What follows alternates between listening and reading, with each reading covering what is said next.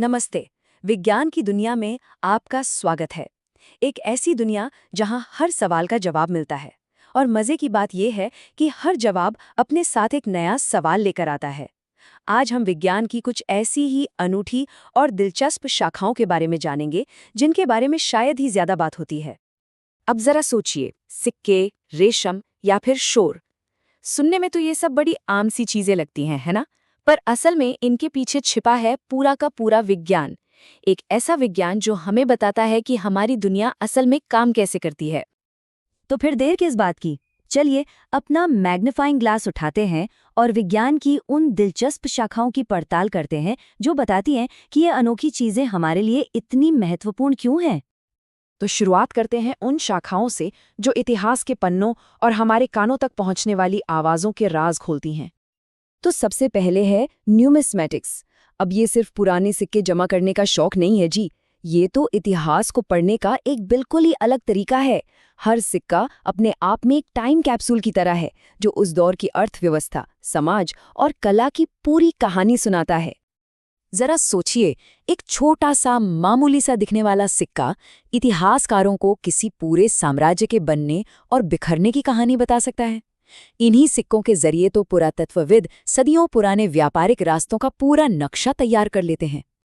अच्छा, तो इतिहास की खामोशी से अब निकलते हैं और चलते हैं आवाज़ों की दुनिया में।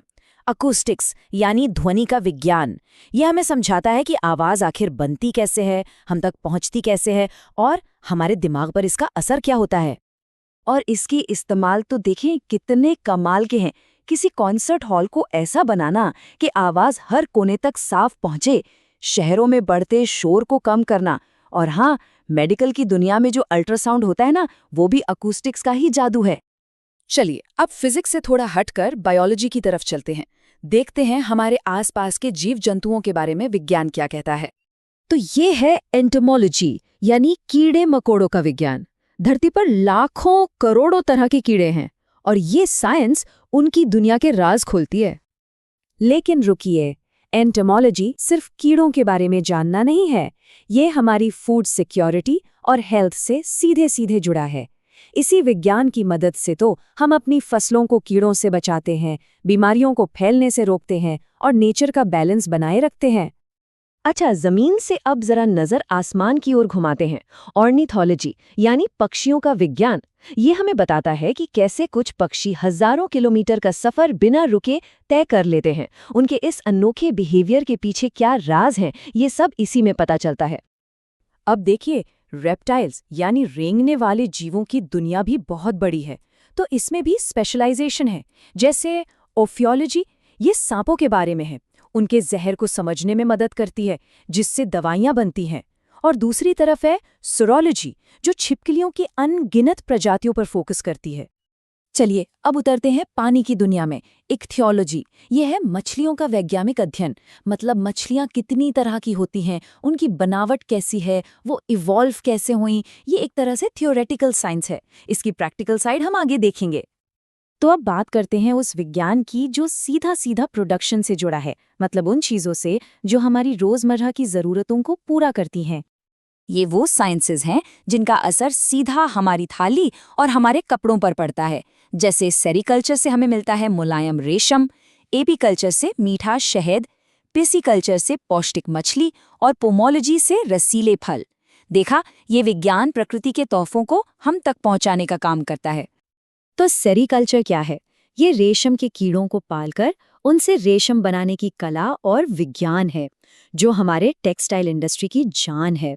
और एपीकल्चर यानी मधुमक्खी पालन, इससे हमें सिर्फ शहद नहीं मिलता, बल्कि ये मक्खियां हमारी फसलों के लिए पॉलिनेशन का जो जरूरी काम करती हैं, वो तो प्राइसलेस है।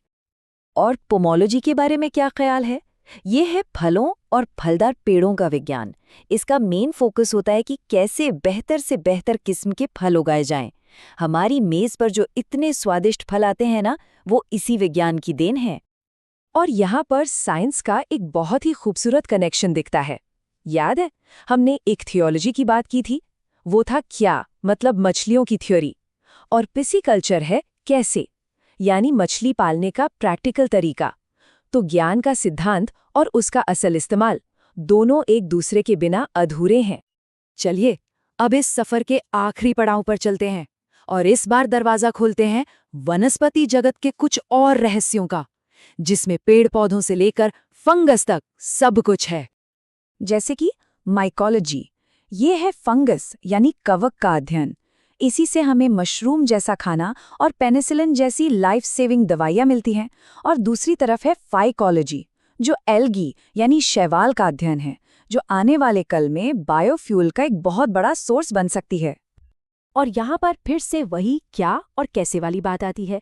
डेंड्रोलॉजी है क्या, पेड़ों और झाड़ियों को पहचानना, उनके बारे में पढ़ना। और सिल्वीकल्चर है कैसे, जंगलों को साइंटिफिकली उगाना और उन्हें मैनेज करना। एक के बिना दूसरा अधूरा है। तो कुल मिलाकर हमने ये देखा कि विज्ञान की हर ब्रांच असल में दुनिया को देखने का एक नया नजरिया है, एक नया चश्मा है। चाहे वो सिक्कों में छिपा हुआ इतिहास हो या पेड़ों में हमारा भविष्य, हर चीज के पीछे एक साइंस है जो हमें एक गहरी समझ देती है। और हाँ, जाते जाते एक सवाल छोड़ जाते हैं। जैसे जैसे हमारी दुनिया बदल रही है, हमारी समझ बढ़ रही है, क्या लगता है भविष्य में कौन सी नई साइंटिफिक ब्रांचेस बन सकती हैं? क्या आर्टिफिशियल इंटेलिजेंस के व्यवहार का अध्ययन करने के लिए कोई साइंस होगी, या फिर अंतरिक्ष में खेती का विज्ञान? सोचिएगा जरूर।